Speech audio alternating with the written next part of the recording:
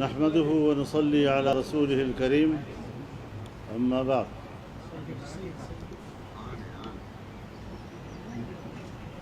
آپ تمام press club کے دوستوں اور صحافی حضرات کا بے حد شکر گزار ہوں کہ آپ مختصر وقفے کے ساتھ ہماری دعوت پر تشریف لائے۔ آج فاٹا گرینڈ جرگہ تھا، بلکہ آج کے دور میں، آج کی اصطلاح میں اس کو آپ فاٹا اسمبلی بھی کہہ سکتے ہیں،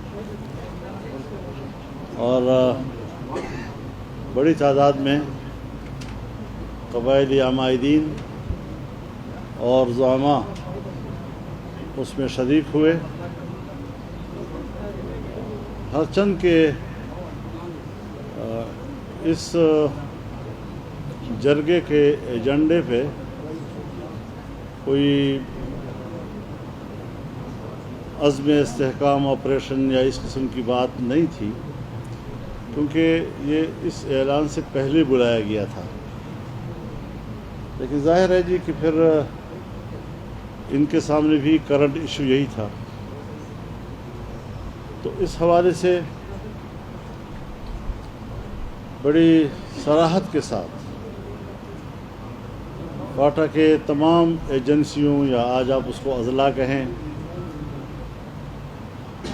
انہوں نے بالاتفاق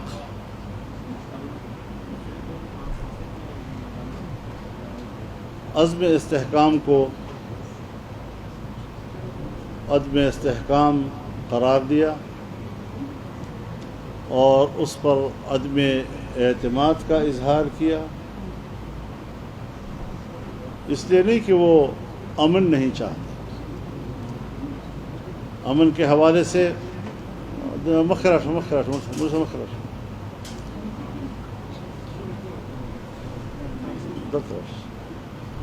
امن کے حوالے سے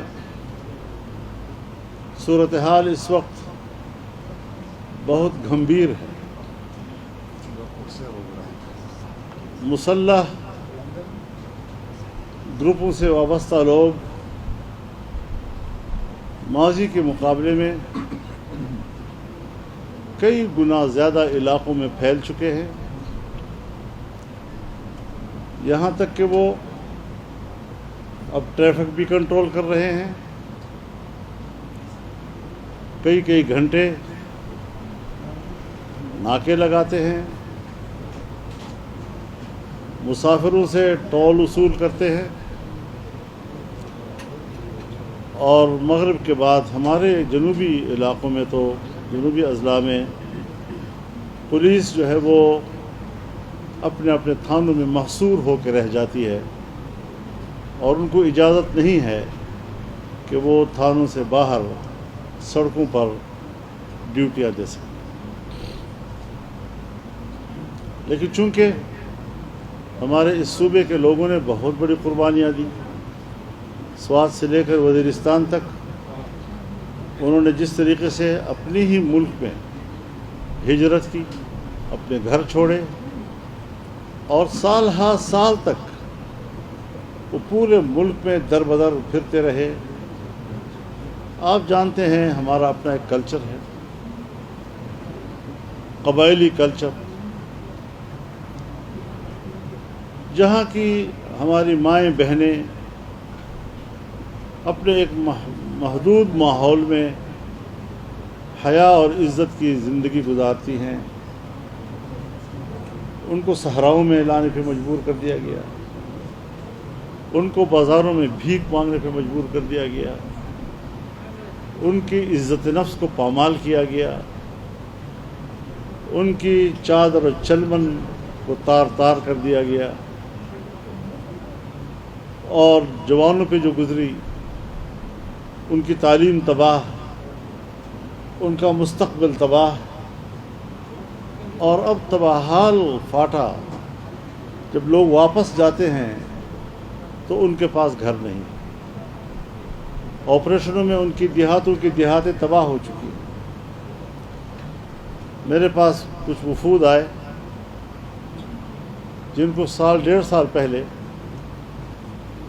اگر پورا مکان تباہ ہوا ہے تو 4 لاکھ روپے، اور اگر جزوی طور پر ہے تو 1,60,000 روپے، وہ بھی پیسے نہیں دیے گئے، ٹوکن دیا گیا۔ آج تک اس ٹوکن پر ان کو پیسے نہیں وصول ہوئے۔ اب آپ بتائیں کہ کیا ایک مکمل مکان آج کے دور میں 4 لاکھ سے تعمیر ہو سکتا ہے؟ 4 لاکھ سے تو شاید ایک غسل خانہ بھی تعمیر نہ ہو سکے۔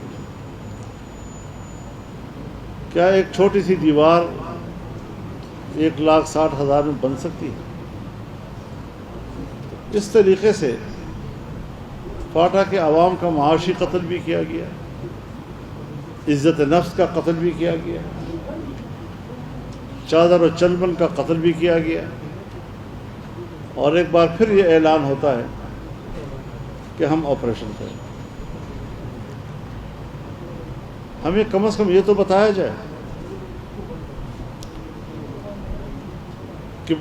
کہ ایک دفعہ باڑ لگایا گیا، آہنی باڑ، تاکہ کوئی پاکستان سے افغانستان نہ جا سکے اور وہاں سے کوئی ادھر نہ آ سکے۔ پھر کس طرح 20-30 ہزار لوگ ہمارے ادھر گئے۔ اب بڑے فخر سے کہا جا رہا ہے کہ ہم نے وہ باڑ اکھاڑ پھینک دی۔ باڑ بنانا بھی ملکی مفاد تھا، اکھاڑنا بھی ملکی مفاد۔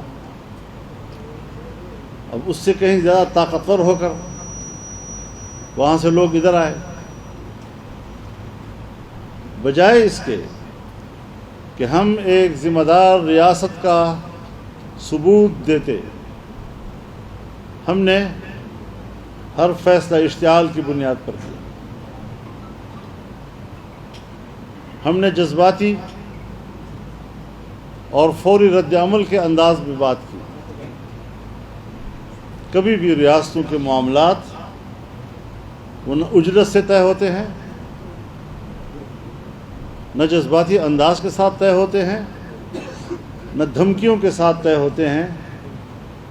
اس کا نتیجہ صرف 2 ریاستوں کے درمیان تعلقات کی خرابی کے علاوہ کچھ نہیں نکلتا۔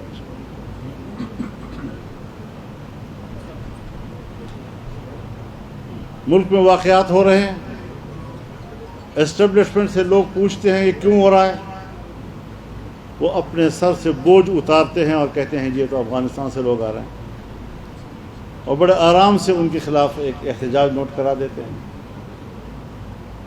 اس کا نتیجہ کیا نکلے گا کہ افغانستان میں شاہ ظاہر شاہ سے لے کر اشرف غنی تک جتنی حکومتیں آئی ہیں یہ پرو انڈین تھی، سوائے امارت اسلامیہ کے کہ وہ پرو پاکستانی تھی۔ لیکن اگر تعلقات کی نوعیت یوں رہتی ہے اور معاملات اس طرح آگے بڑھتے ہیں تو نہ آپ کے مشرق میں کوئی دوست رہے گا، نہ مغرب میں کوئی دوست رہے گا۔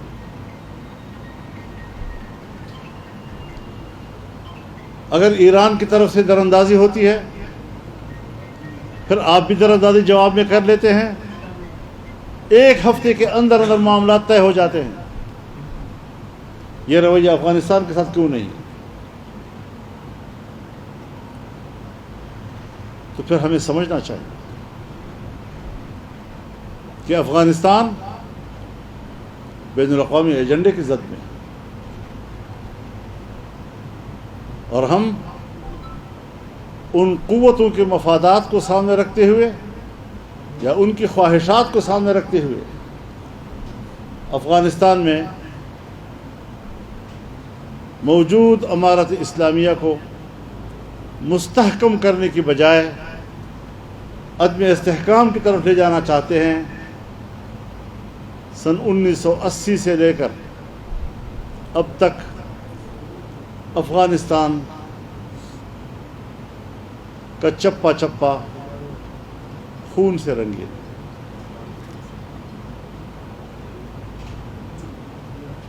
ایک ایک دیوار، ایک ایک حویلی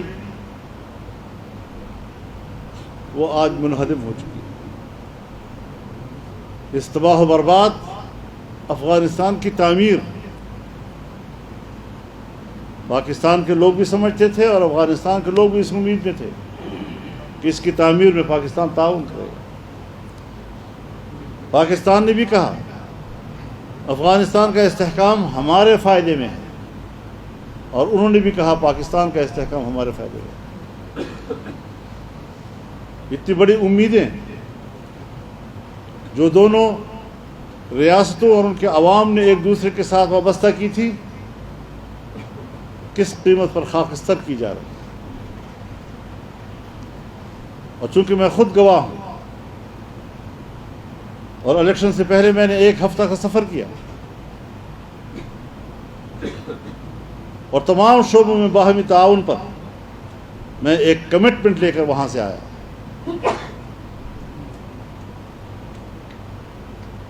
مسلح تنظیموں کو ایک پرامن راستہ دینے پر اتفاق رائے ہوا، اس کے لیے ایک میکینزم طے کرنا تھا۔ وہ ساری محنتیں کہاں ضائع ہو رہی ہیں؟ کیوں ضائع ہو رہی ہیں؟ یہ تو ایک غیر ذمہ دار ریاست کی علامت ہوتی ہے جب اس سے بنی بنائی بات بگڑتی ہے۔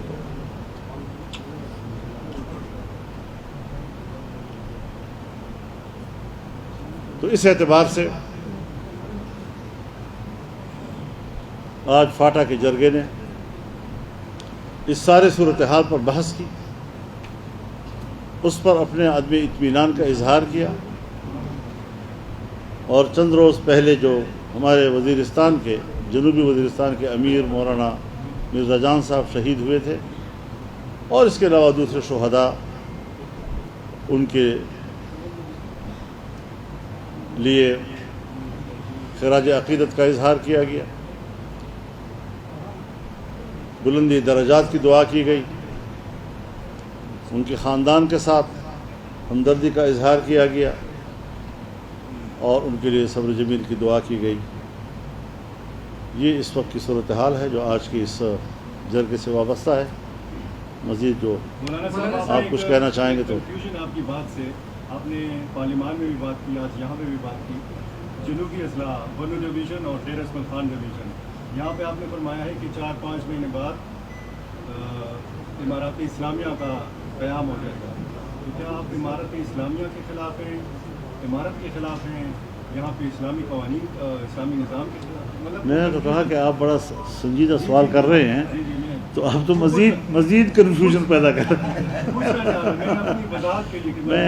میں دیکھیے الفاظ کو ذرا دیکھیں، ایسا لگتا ہے جیسے کہ، اب آپ بتائیں کہ ایسی صورتحال میں ایک مستحکم ریاست کے اندر اب اس قسم کے تصورات پیدا ہوں، احساسات پیدا ہوں، ہمیں اس پر سنجیدگی سے سوچنا نہیں چاہیے۔ ہم تو پورے پاکستان کو امارت اسلامیہ بنانا چاہتے ہیں، ہم تو پورے پاکستان کو اسلامی ریاست بنانا چاہتے ہیں۔ میرا آئین کہتا ہے، قرارداد مقاصد کو آپ پڑھیں، حاکمیت اللہ رب العالمین کی ہوگی، عوام کے نمائندے وہ اللہ کی نیابت کریں گے، اور قرآن و سنت کی تعلیمات پر انفرادی اجتماعی زندگی استوار کریں گے۔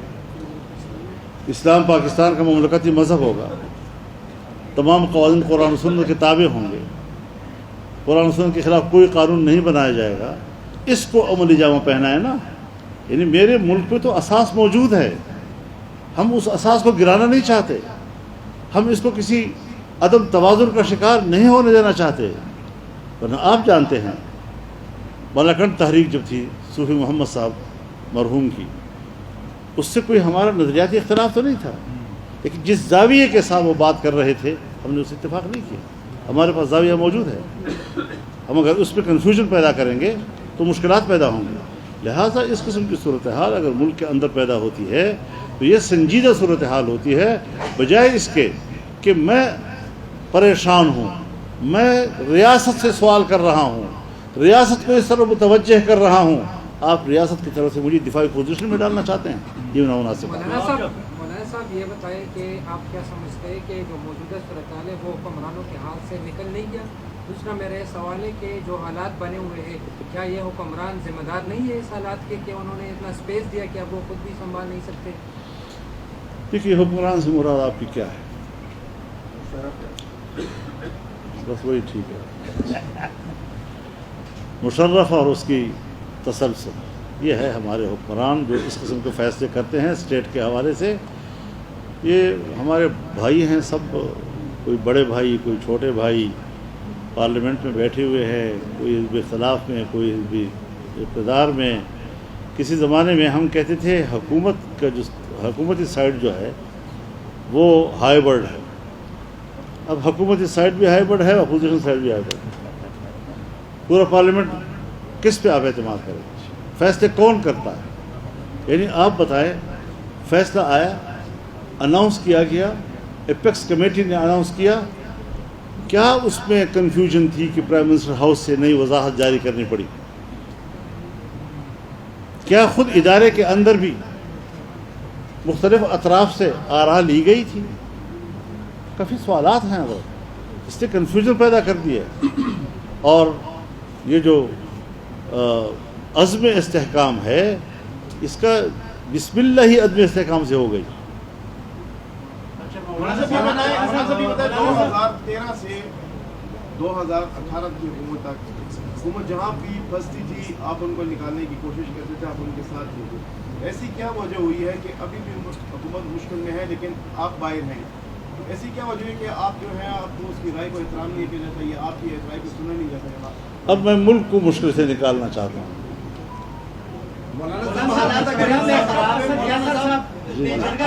کی صورتحال اتنی خراب ہے تو اس میں آپریشن کے علاوہ اور کیا حل ہوگا؟ کیا تجویز دیں گے؟ مذاکرات کریں ایک بار پھر سے، کس طریقے سے کریں، کس کے ساتھ کریں، مطلب حل کیا نکلے گا؟ یہ میرا درد سر نہیں ہے، میں ایک چیز پر تاریخ کے حوالے سے اور ماضی کے واقعات کی روشنی میں اور تجربات کی روشنی میں بات کر رہا ہوں کہ جس طرح ماضی کا حال ہوا آج بھی یہی صورتحال ہے۔ کس کو اعتماد میں لیا آپ نے؟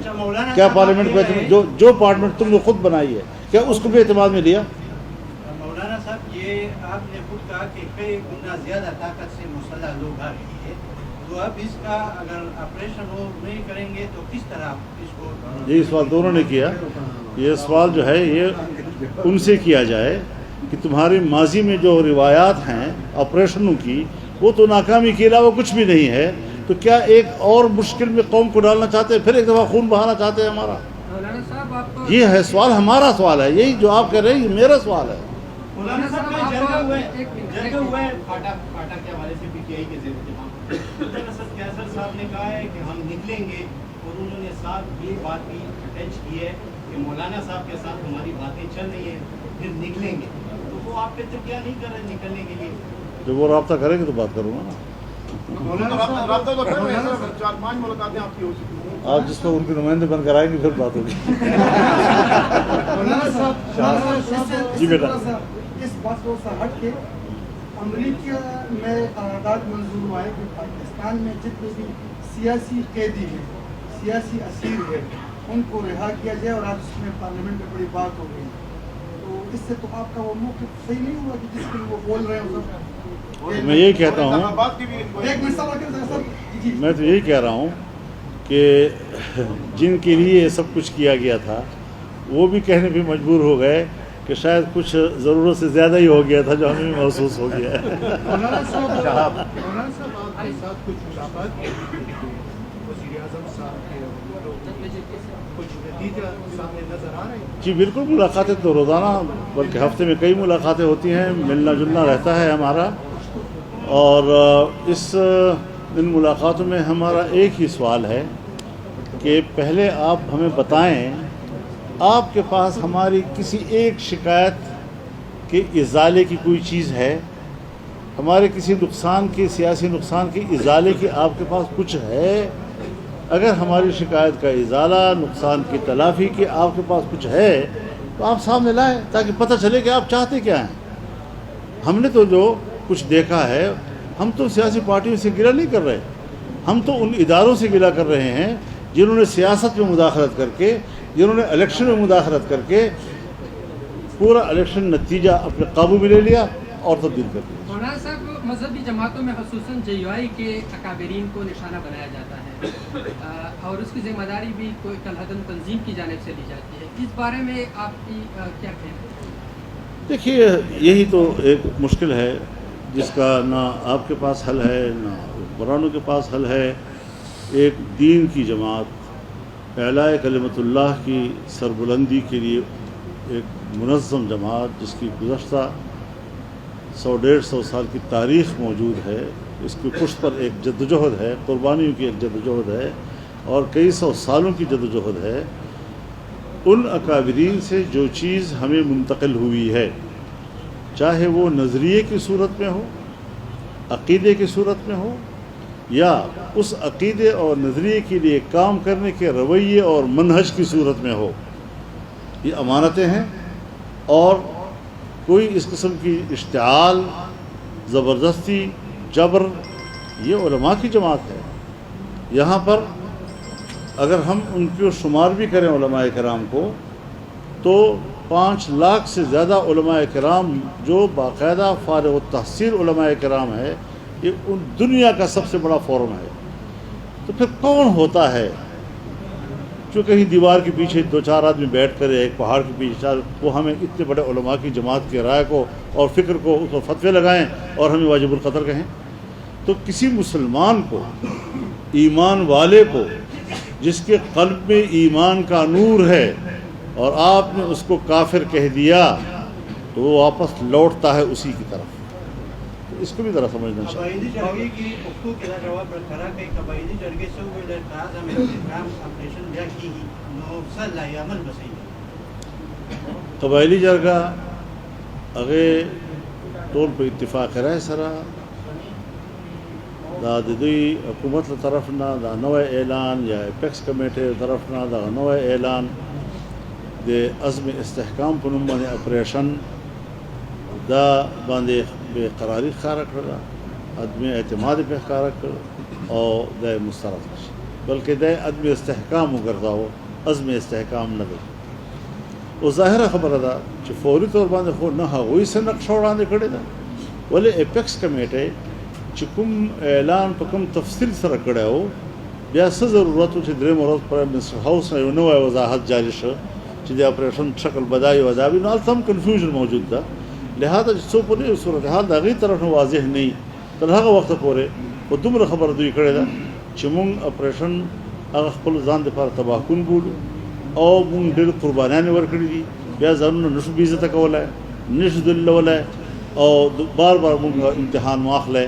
نو په دغه احساس سره نن فاټا خپله رایه ورکړه. صوبائی حکومت نے جو ہے وہ APC بلانے کا اعلان کیا ہے، تاریخ ہوئی تھی تو JUI اس میں شرکت کرے گی؟ مجھے نہیں پتا اس کا. مولانا مجھے پتا تو مولانا صاحب، گورنر صاحب بھی DA خان کے ہیں، وزیر اعلیٰ بھی DA خان کے ہیں، کیا گورنر بھی DA خان کا ہے، IG بھی DA خان کا ہے، کوئی اور تبدیلی سب میرے حلقے کے ہیں.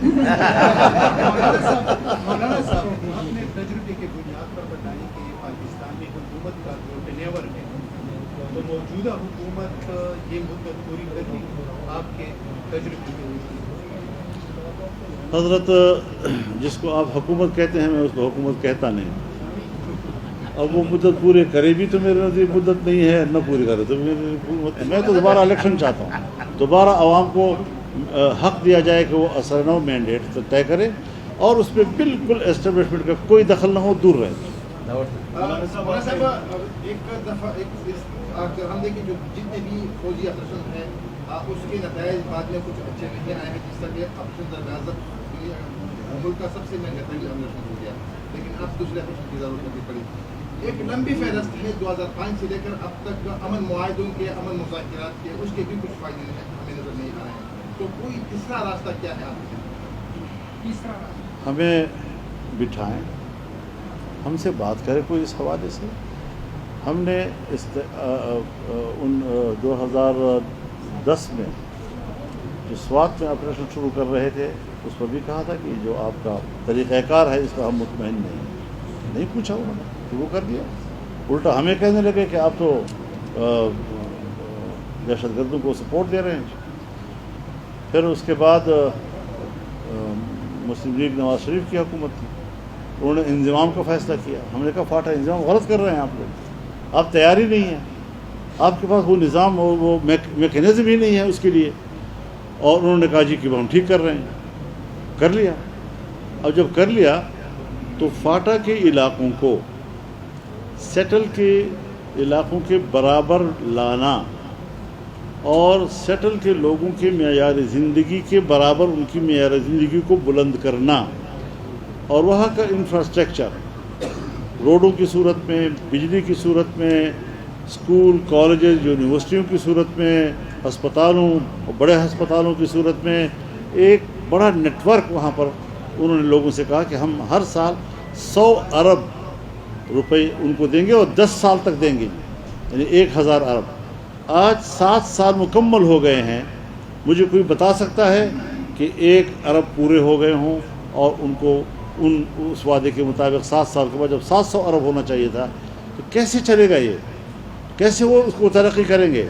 وہاں پر آج بھی گورنمنٹ کے پاس لینڈ ریکارڈ نہیں ہے. جب لینڈ ریکارڈ نہیں ہے, آباء و اجداد سے ان کی ملکیتیں آ رہی ہیں, قوم کی زمین ہے, قوم کا خاورہ ہے اور قوم اس کے امن کی ذمہ دار ہے, اور یہ روایات چلی آ رہی تھی اور اس کو FCR کے ذریعے تحفظ دیا گیا تھا. یہ ساری چیزیں موجود تھیں. ہم نے کہا کہ جب آپ کے پاس لینڈ ریکارڈ ہی نہیں ہے, آپ کا پٹواری وہاں نہیں جا سکے گا, آپ کا قانونگو وہاں نہیں جا سکے گا. تحصیلدار جس طرح پہلے انتظامی نظام کا حصہ تھا, اب بھی انتظامی نظام کا حصہ ہوگا, وہ اس بندوبستی نظام کا ماہر نہیں ہو سکتا. آپ بتائیں کہ آج بھی نہیں ہوا. اور میں نے ایک بڑے افسر سے پوچھا کہ بھئی جب لینڈ ریکارڈ ہی نہیں ہے تو آپ تقسیم کیسے کریں گے؟ تو ان کا جواب سنیے, آپ بھی حیرت سے ہوں گے. آج کل کی ٹیکنالوجی میں فخر کرنا چاہیے. کہتے ہیں ہم سیٹلائٹ سے تصویریں لے رہے ہیں اور سیٹلائٹ سے ہم تقسیم کر رہے ہیں زمینوں کی ہر خاندان کی بنیاد پر. اور میں نے کہا سیٹلائٹ سے نیچے بھی آؤ گے یا نہیں؟ یا اتنی سارا کچھ کرو گے؟ اس طرح کے ایک واہمہ کی بنیاد پر, تخیل کی بنیاد پر کیا کیا, اور فاٹا کے لوگوں کو برباد تباہ کر دیا. پرو پاکستان دی امارت اسلامی اوس د اندازې چې کوم کېږي څنګه پاکستان وایي هغې بیا مخه ولې نه نیسي چې دا پرو پاکستان؟ زه خو د دغو نماینده نه یم, نه د هغو وکیل یم. زه وکیل د پاکستان یم. زه به خبره د پاکستان کوم چې زه هغوی سره خبره کوم, بیا به زه د پاکستان طرف ته ولاړ یم. لیکن سوال بنیادی دا ده چې آیا هغوی سره داسې فوج شته تر اوسه چې هغه د خپلو سرحداتو چپه چپه کنټرول کړي؟ یقینا نشته ورسره. ما سره دومره فوج ده, مضبوط فوج ده چې د ټولو سرحد زه چپې چپې باندې نگراني کولی شم. لہذا هغه نه دا ګیله کول چې تا په سرحد باندې ترهګر ولې را تېر شه, ولې ځان نه تپوس کوم چې تا باندې ترهګر څنګه را تېر شه. زما انټیلیجنس په دنیا کې منلی انټیلیجنس ته ISI, MI, IB, special branch ټول د انټیلیجنس ادارې دي. دومره مضبوط نیټ ورک چې کوم په پاکستان کې په دې وخت کې ده, هغې سره هېڅ هم نشته. هغې خو لا اوس ورته یو مخلج استخباراتو مشر ده, په ولایاتو کې یو قسم برابر کړی نیټ ورک شته نه ورسره. هغې له ده تپوس کومه چې تا نه خلک کوټې ته څنګه راورسېدل او د کوټې نه بشام ته ورسېدل او 200-300 چوکیو نه تېر شوي دي. ځان نه بالکل تپوس به نه کوم چې په ما څنګه تېر شول, د کوټې نه څنګه راغله, بشام ته ورسېدل او د چینیانو باندې حمله وکړله. دا هغه سوالات دي چې لږ به موږ خپل ځان سره خبره کوو, مشوره به کوو. هغې به بالکل ګرم ومو پاکستان سره چې زیاتی کړي, زه به ورته وایم چې ته ګرم یې را باندې, لیکن چې خپلو کې خپل خبرې باندې ځان پوه کړي. مولانا صاحب, آپ الیکشن سے پہلے 1 ہفتہ کے لیے افغانستان گئے. آپ نے فرمایا کہ وہاں پہ آپ نے ایسا میکینزم ان کو دیا, ان کے ساتھ اتفاق ہوا کہ جو مسلح تنظیمیں ہیں ان کو پرامن راستہ دیا جائے. تو کیا یہ اس میکینزم سے ہٹ کے تھا؟ اس میکینزم میں اور اس میکینزم میں کتنا فرق تھا جو جنرل باجوہ اور جنرل فیض حمید کے دور میں ہوا تھا؟ اس کا تو مجھے پتہ نہیں, جنرل فیض کا اور جنرل حمید کا تو مجھے پتہ نہیں. اور جس وقت حکومت تبدیل ہو گئی تو ایک مجلس میں ہمارے پرائم منسٹر تشریف فرما تھے, تو میں نے ان سے کہا کہ پاکستان سے ایک بڑا جرگہ گیا ہوا ہے, افغانستان کابل میں بات چیت کر رہا ہے, آپ کے علم میں ہے؟ تو انہوں نے فرمایا نہیں. تو جب پرائم منسٹر کو اس کا علم نہیں تو مجھے کیا علم ہوگا. تو اب جو بات ہوئی بالکل اس پہ کوئی شک نہیں ہے کہ ہم نے پورے اعتماد کے ساتھ وہاں میں گیا اور تمام شعبوں میں باہمی تعاون کے ساتھ جتنے بھی مسائل تھے ہم نے ایک دوسرے کے سنے اور 1 ہفتہ ہم نے وہاں گزارا. الحمدللہ سارے معاملات اور ان کو رپورٹ کیا, ان کو بتایا سارا کچھ. وزارت خارجہ سے بریفنگ لی ہم نے, کیا کیا شکایات ہیں ہمیں, ہم ان سے کیا حاصل کرنا چاہتے ہیں, سب تفصیلات لے کر پھر ہم نے واپسی پر وہ ساری صورتحال ان کو بتائی اور انہوں نے اطمینان کا اظہار کیا, شکریہ ادا کیا. اور یہ کہ اس کا میکینزم کیا ہوگا, میں نے کہا یہ ریاست کو بتاؤ, آپ بنائیں میکینزم, کہیں آپ کو مشکل ہوگی تو ہم تعاون کے لیے تیار ہیں. یہ پاکستان کا مسئلہ ہے, کوئی آپ کی ذات کا مسئلہ نہیں ہے. لیکن اب نتائج یہ ہیں, ہم کیا کہیں جی اپنے ان بڑوں کے بارے میں کہ وہ کس زاویے سے سوچتے ہیں, وہ کس کے لیے سوچتے ہیں. اگر ہم کہیں کہ آپ پاکستان کے لیے نہیں سے ناراض بھی ہوتے ہیں, مشتعل بھی ہو جاتے ہیں, تو کچھ تو کم از کم ہماری بات کو وہ ذرا سنجیدگی سے لیں, سنجیدگی سے سنیں. ہم ان کے دشمن نہیں ہیں, ہم ملک کے دشمن نہیں ہیں, ہم ان کے خیرخواہ ہیں. لیکن اگر وہ خیرخواہی کی بات بھی نہیں سنتے اور ہم ان کی خیرخواہی کریں اور وہ ہمارے ساتھ بدخواہی کریں تو اس طرح تعلقات نہیں چلتے. بہت شکریہ جی.